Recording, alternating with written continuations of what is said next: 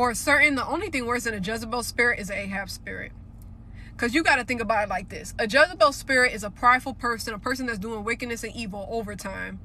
There is no peace for the wicked. That's what the Bible says. And it's referring to Jezebel when it's talking about that as well. Okay? But the worst thing than a wicked person is a person that makes all the excuses in the world as to why a person should be able to be wicked. Oh, they did the best that they could. Oh, they're just angry.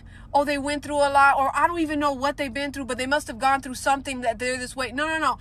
They're only this way because people like you facilitate their wickedness. You don't stand up to them. You don't cut them off. You're not willing to go through anything difficult.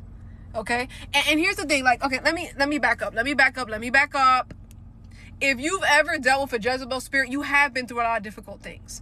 But you won't go to the next level of difficulty, you know? And so you would rather, out of a false spirit of humility, say that you're doing a good thing by handling a wicked person to the best of your ability, by giving them whatever they want, or sometimes just letting them have their way. And what you don't understand is you're tolerating that spirit of Jezebel. That's what the Bible says that God told, to Ahab. So God told Ahab, I hold this one thing against you, and is that you tolerate that woman named Jezebel, who calls herself a prophet. Okay? The problem with a lot of people today, especially a lot of enablers and a lot of people who have been born into this understanding of being a people pleaser to keep harmony and peace, and just don't let it bother you. Just don't think about that. Just don't listen to them. Just ignore it, is that you're ignoring wickedness, and you're ignoring evil, and you're ignoring the very things that God called us to confront. And so I'm not saying it's easy. I'm not saying it's easy, because when you're going up against a Jezebel, you're going up against a principality. Okay? It's not easy. But I'm letting y'all know right now, God will lead you to a point where if you really want to walk in submission and obedience to God, you will learn to stop tolerating that spirit. You will learn to stop letting that spirit have its way in your life. Because the only way for you to get to breakthrough and to victory is for you to stop tolerating the devil, even in little ways or in big. And a lot of men who have the Ahab spirit, they're so afraid of women, like just to call somebody out. They're also afraid of men, and women the same. Like, it's just so crazy to me. Like, what is this person gonna do? What are they gonna do really when you stop tolerating them? All right, throw a temper tantrum.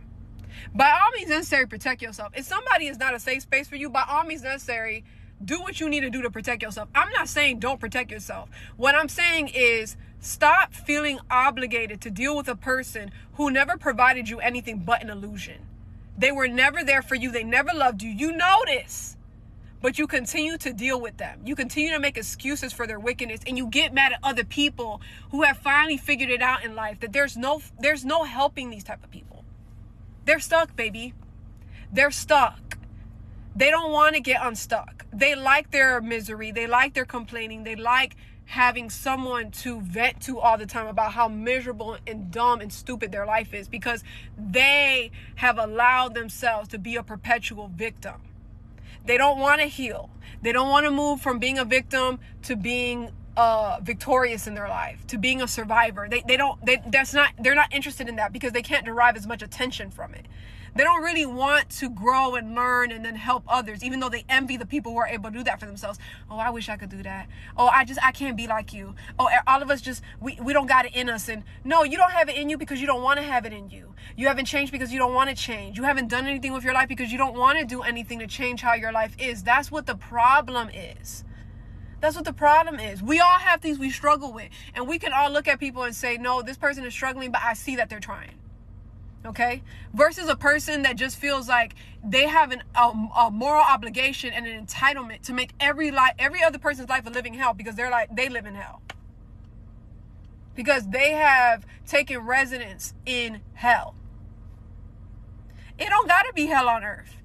You don't gotta live with a person that makes your life a living hell. You don't gotta deal with that. You don't gotta pick up the phone. You don't have to. Set a boundary. Set some boundaries. State some things you're not going to tolerate, even if they lose their mind, even if they go around and have to badmouth you to everybody. Let them badmouth you.